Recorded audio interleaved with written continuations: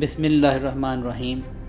فلسطینی پناہ گزینوں کے لیے اقوام متحدہ کی relief and works agency UNRWA نے گزشتہ 70 سالوں میں تقریباً 60 لاکھ فلسطینیوں کو زندگی کے تمام شعبوں میں امداد فراہم کی ہے۔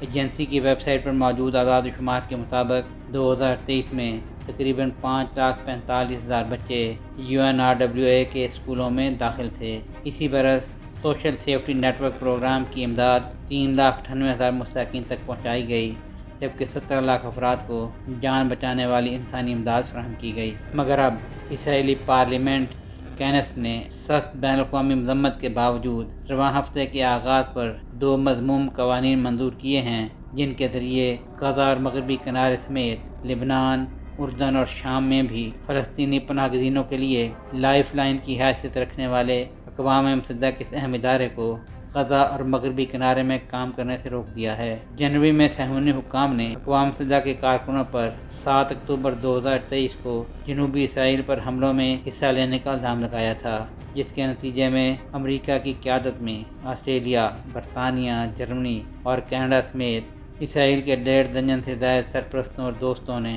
UNRWA کی فنڈنگ میں کمی کر دی تھی۔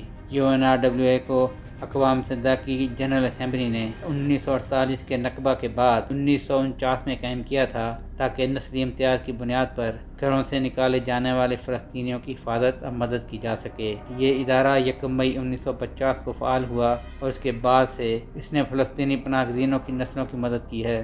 یہ فلسطینی علاقے اردن، شام اور لبنان میں پناہ گزین کیمپوں میں رہنے والوں کو تعلیم اور صحت کی دیکھ بھال، سماجی خدمات اور ہنگامی امداد فراہم کرتا ہے۔ اسرائیلی کنیست کا ایک بل اسرائیلی حکام کے لیے UNRWA کے ساتھ کوئی رابطہ رکھنا غیر قانونی بناتا ہے، تو دوسرا UNRWA کو اسرائیل کی سرحدوں کے اندر سرگرمیاں کرنے سے روکتا ہے، اور یہ 3 ماہ میں نافذ العمل ہوگا۔ اس سے ایجنسی کے لیے مقبوضہ مغربی کنارے اور غزہ کی پٹی میں کام کرنے کے لیے داخلی اجازت نامے حاصل کرنا ناممکن ہو جائے گا، کیونکہ یہ دونوں ہی علاقے اسرائیلی کنٹرول میں ہیں۔ نتیجتاً ایجنسی کے لیے اسرائیلی سرزمین سے ضرورت مند فلسطینیوں تک امداد پہنچانا بھی ناممکن ہو جائے گا۔ UNRWA لاکھوں رجسٹرڈ فلسطینی پناہ گزینوں کو اہم انسانی امداد اور تحفظ فراہم کرتا ہے۔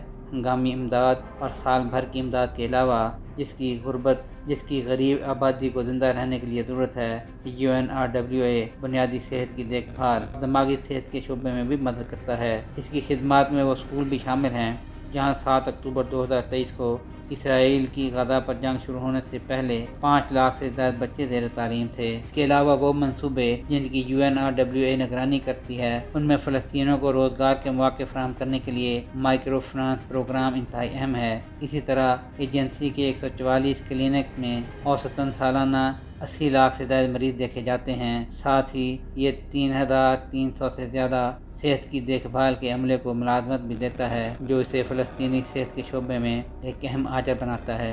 UNRWA کے سماجی خدمات کے پروگراموں میں خواتین کو افرادی قوت میں داخل ہونے میں مدد کرنے سے لے کر معذور افراد کی مدد تک اسکیمیں شامل ہیں۔ اس کے علاوہ ادارہ فلسطینی پناہ گزینوں کے لیے پیشہ ورانہ اور غیر پیشہ ورانہ دونوں طرح کی مہارتوں کے تربیتی پروگرام بھی چلاتا ہے۔ سہیل شہریار، آئی پاک TV، لاہور۔